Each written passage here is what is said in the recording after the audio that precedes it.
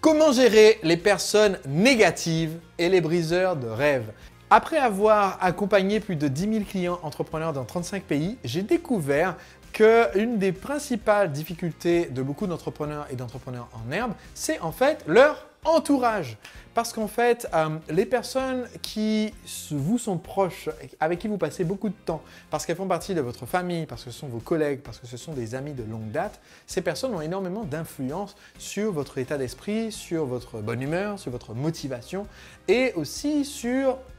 les compétences que vous allez acquérir et les résultats que vous allez avoir dans votre entreprise. Malheureusement, beaucoup d'entrepreneurs,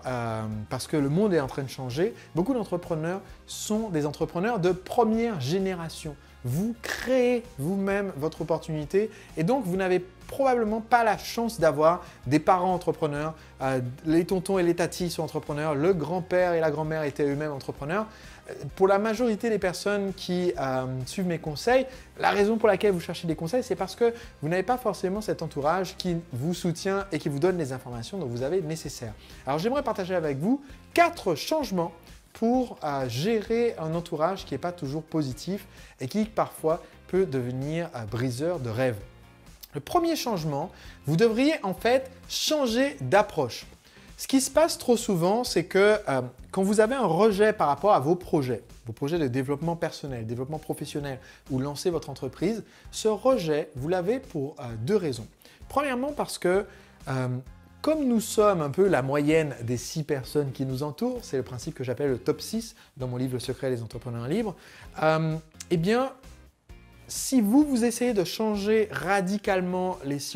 vos circonstances de vie, eh bien pour les personnes qui vous entourent, c'est un peu comme si vous faisiez un jugement sur leur mode de vie à eux. Si vous dites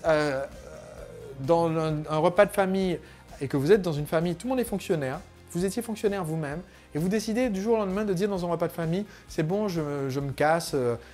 travailler pour l'État, c'est vraiment naze. Le seul truc, il faut que je sois entrepreneur, c'est le seul moyen d'être libre parce que je me sens comme un esclave dans ce job, on nous paye une misère, c'est vraiment nul. » Peut-être qu'au début, si les gens partagent votre ras-le-bol, ils vont dire « ouais, tu as bien raison », mais en fait, très rapidement, ils vont avoir l'impression que vous êtes en train de les juger eux, parce qu'eux, ils ont décidé de rester dans la vie telle qu'ils avaient avant. Et donc, c'est là que va commencer à se présenter la résistance par rapport à votre projet. Et vous allez commencer à avoir l'impression qu'on vous dit en fait, quittez-toi pour décider d'être différent. Et donc, le premier changement à faire, c'est faire un changement d'approche. En fait, au lieu de donner la sensation aux gens que vous êtes différent, donc meilleur, au lieu de leur donner la sensation que vous rejetez leur choix et leur mode de vie, la nouvelle approche que j'aimerais vous conseiller d'adopter, c'est en fait de montrer comment est-ce que la vie, pas seulement la vôtre, mais peut-être celle aussi de votre famille et de vos proches, sera meilleure une fois que vous ayez fait ce changement. Si vous faites cette petite bascule avec cette nouvelle approche, vous allez voir en effet, c'est le jour et la nuit. Par exemple, pour un de mes clients dont la conjointe ne soutenait pas du tout ses projets d'entreprise parce qu'elle trouvait que c'était irresponsable de quitter son job salarié, je lui ai dit, écoute, au lieu de continuer de communiquer en disant « voilà, j'en ai marre de mon job et je veux changer », si tu communiquais en disant « voilà ce que je veux pour notre famille, je veux qu'on puisse partir en vacances ensemble, je veux qu'on puisse avoir du temps libre pour nos enfants et je veux avoir une liberté financière qui fait qu'on ne vit pas chaque mois à pouvoir payer le loyer ric-rac », eh bien si tu communiques ça à ta conjointe, elle va d'autant plus vouloir soutenir ton projet si elle voit qu'en fait, tu ne fais pas ça juste par un ras-le-bol du moment, mais tu fais ça parce que tu veux quelque chose pour elle et ta famille et les enfants. Et donc, ça change tout. Changer d'approche, c'est le premier point. Maintenant, si, même en ayant changé d'approche, vous vous retrouvez quand même face à un mur, si la conversation n'est pas possible, si vous avez quand même des personnes qui essaient de vous saper, eh bien, mon deuxième conseil, c'est de changer de sujet. Il y a plein de choses dans la vie à part votre création d'entreprise et même si vous êtes en ce moment passionné par le sujet, même si vous passez votre journée à regarder des vidéos et écouter des podcasts de Sébastien Knight, fondateur du mouvement des entrepreneurs libres, il y a d'autres choses dans la vie aussi en plus des vidéos de Sébastien. Alors il est bien sympa, si vous êtes une dame qui regarde mes vidéos, Je comprends qu'il est très sexy, ce Sébastien Knight, mais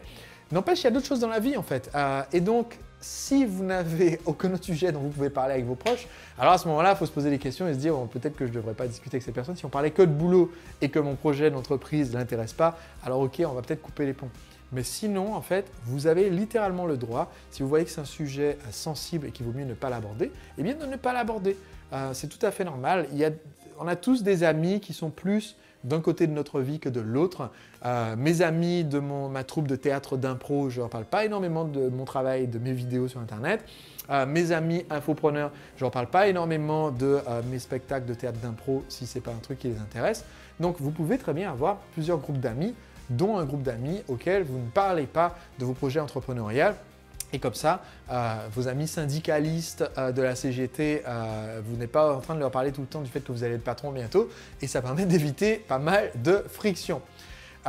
Cependant, ce n'est pas suffisant de se contenter de créer un peu une conversation aseptisée sans parler de votre projet parce qu'à un moment donné, il faut bien parler de votre projet pour avoir des retours et être encouragé. Et c'est pour ça que je vous recommande le troisième changement. Le troisième changement, c'est numéro 3, changer d'environnement. Parce que la meilleure façon en fait de passer d'une alimentation classique, donc malsaine, occidentale, à une alimentation saine,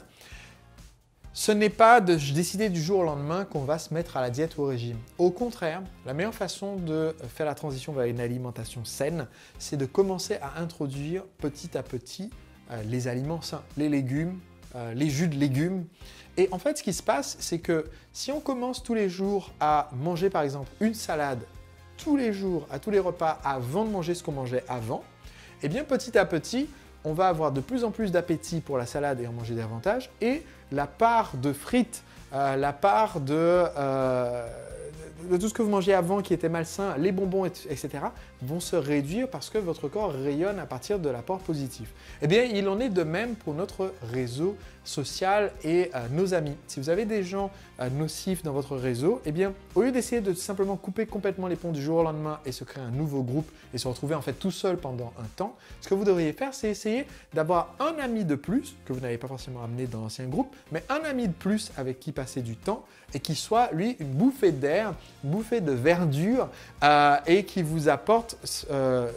des conseils, de la perspective, de l'encouragement pour votre projet. Donc, si vous allez réseauter en vous disant, en fait, je recherche une personne avec qui j'accroche bien et qui est dans ce même état d'esprit, cette personne, au final, ça va devenir 2 personnes, puis 3 personnes, puis 4 personnes. Et petit à petit, vous allez vous créer tout ce nouveau réseau qui vous soutient et qui vous encourage. Ça ne veut pas forcément dire couper les ponts d'un coup avec tout votre ancien réseau pour se créer un nouveau.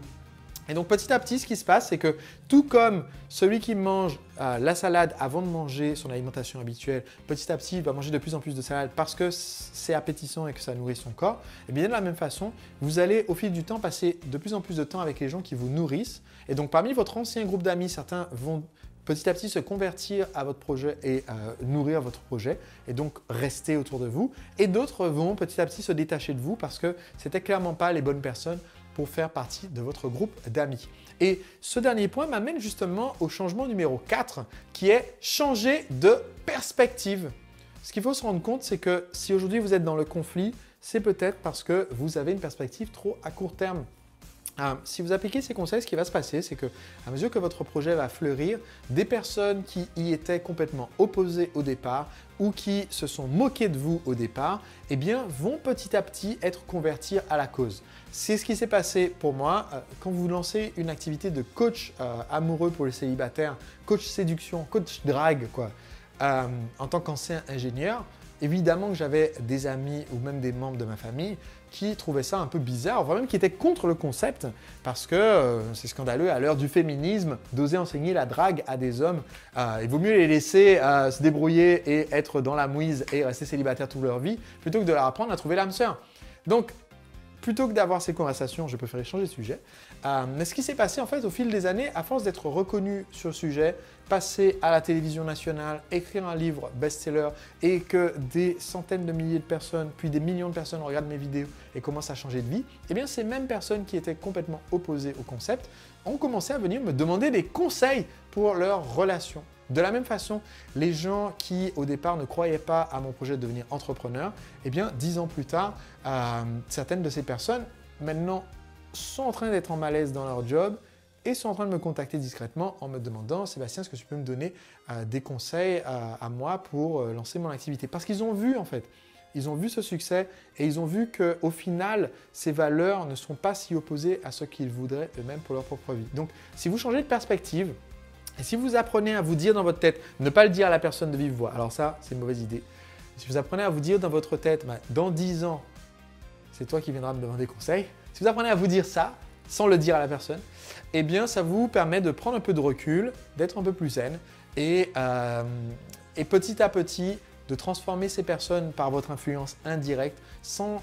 être dans l'affrontement en essayant de les convaincre, juste en étant en fait un peu patient. Vous allez voir, la patience fait des merveilles. Donc voilà mes 4 changements que je vous recommande pour transformer les personnes néfastes ou les briseurs de rêves autour de vous. Si vous faites ça, vous changez d'approche, changez de sujet, changez d'environnement, changez de perspective, vous allez aussi changer de vie.